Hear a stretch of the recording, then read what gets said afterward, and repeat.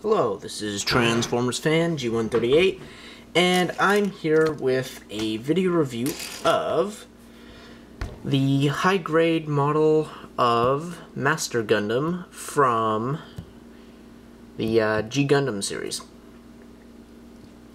So yeah, basically, it's a kit build figure. It's fun. It probably took me probably under 4 hours to build it completely.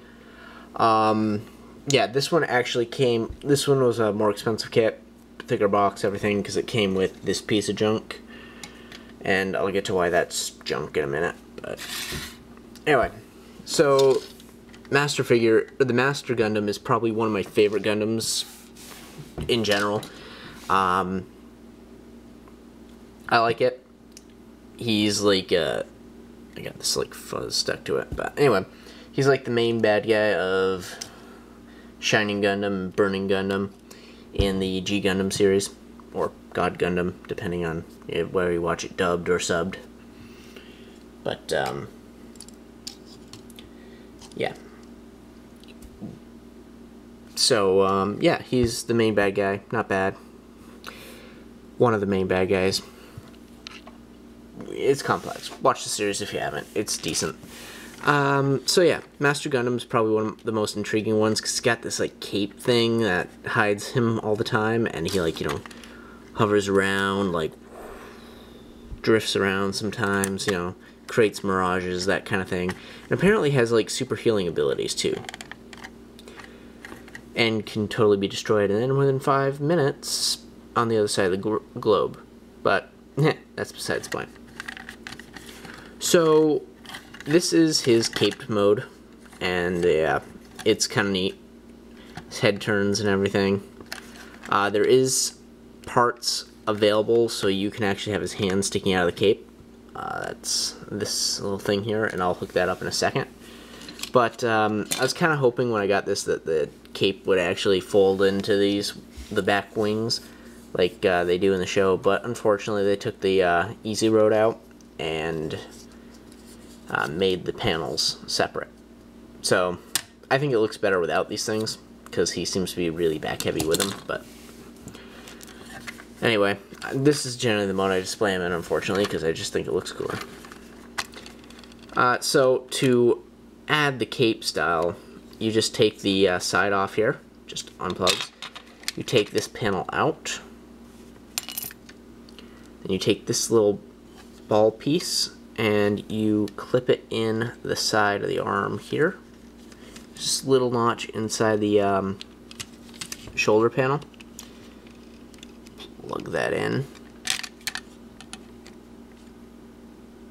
Or I'm doing that upside down. Sorry, that's upside down. It clips in like this. Once that's clipped in, you bring the hand out here, and there's this little ball socket joint here, and you peg that onto the ball. And you can kind of peg in the back side back in. Then you can also switch this to the darkness finger hand. Make it look really eerie. I don't tend to do that, but it's neat that you can. Put the I think they called it darkness figure in the dubbed version. I don't remember if they called it the same thing in the subbed or the Japanese edition. Sorry, that would be my bad.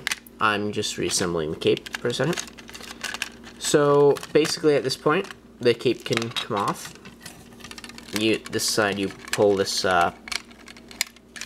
bluish gray panel off, and then this front panel separates.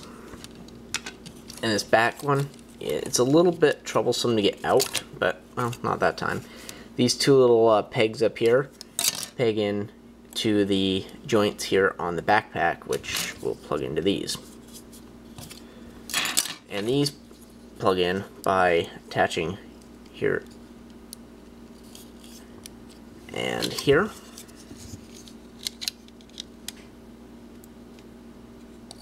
Which is an interesting way of doing it, but then they only go out so far. So you have the limitation of the same motion he has in the show. And honestly, I kind of think this kind of looks like an evil version of Gundam Wing. Kind of like Epion, almost. Not quite, but same kind of look to it, in my opinion. So that's that. He's got incredible motion capabilities. You know, he's got a wide range. The entire skirt moves around. These things on his feet move, and you can put him in almost the exact same poses he can in the show. He actually even includes the special move hand pieces. I'm not going to bother putting them in, but it's kind of cool. I like it. It was a really good buy on my part. And then this is kind of the neat part. It comes with all these accessories and stuff, including this thing, which, similar to like the Shining Finger Sword, you have to take the hand apart and then put it in, and then you have his cloth attack, which is kind of neat. I always thought it was kind of a lame attack, but what do I know?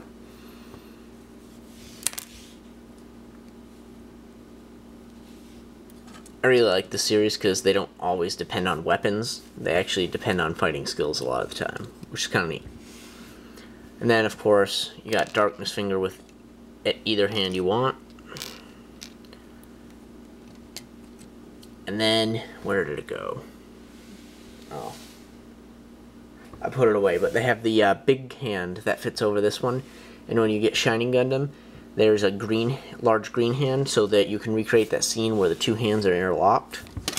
It's neat, but it's not really anything cool. I mean, it's okay if you want to recreate scenes or something, but yeah, other than that, not so much. There's only one hand that separates, unfortunately.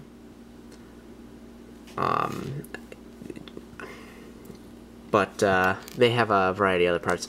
Like, they have this little Master Asia that you can paint. I have not painted it, but it's like barely hanging onto his cloth there. And he's on this little stand to scale with the figure. I kind of thought it was kind of interesting how Master Asia never needs a suit to pilot the Gundam. It's kind of neat. So, I'm going to start by taking the hand apart here.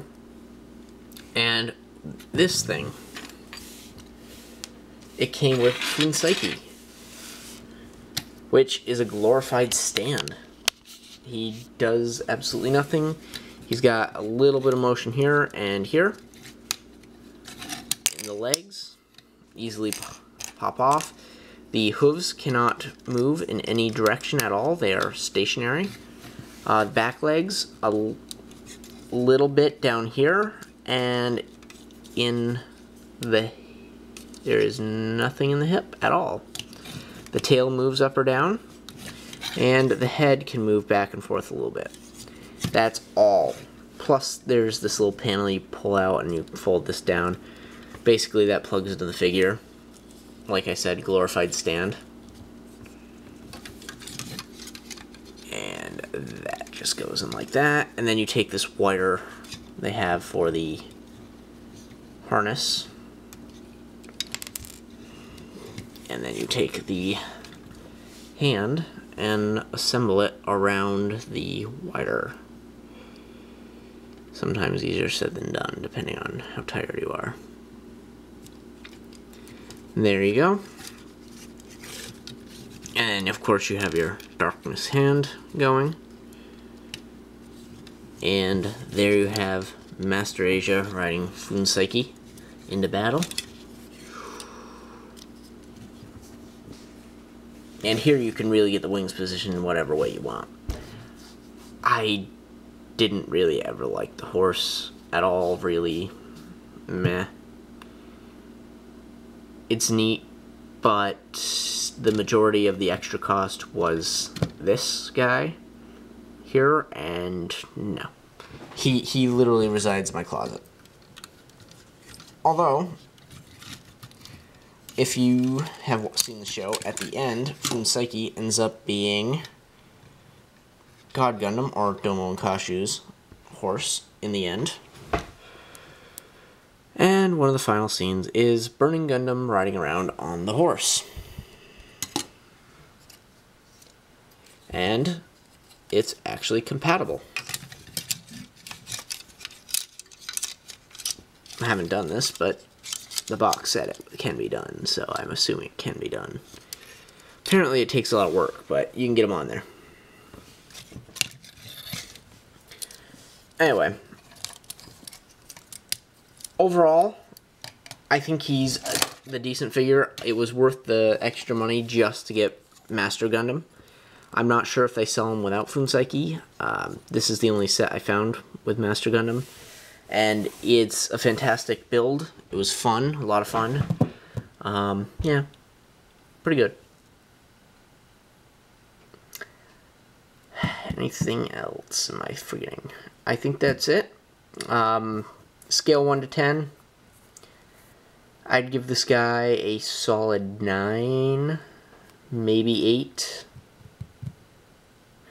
Probably an 8 on the scale. Based on favoritism, based on build, based on difficulty, based on price, I'll give him about an 8. And mobility, that just jacks him up some, so he goes from about a 7 to an 8 with the extra motion, the extra accessories, the extra parts. It really outdoes itself. The set is really, really good. It's probably one of my favorite builds from Gundam so far. I mean, I've only built 1, 2, 3, 4, 5, 6 of them. Although I have 4 more coming on the way. Yeah. So you should be seeing those in a couple months when I get around to actually having time to build them. In the meantime, rank of 8 out of 10. Pretty good. That's really good. I'm being really conservative today. But that's that. Enjoy. I did. Thanks for watching. Hope you enjoyed.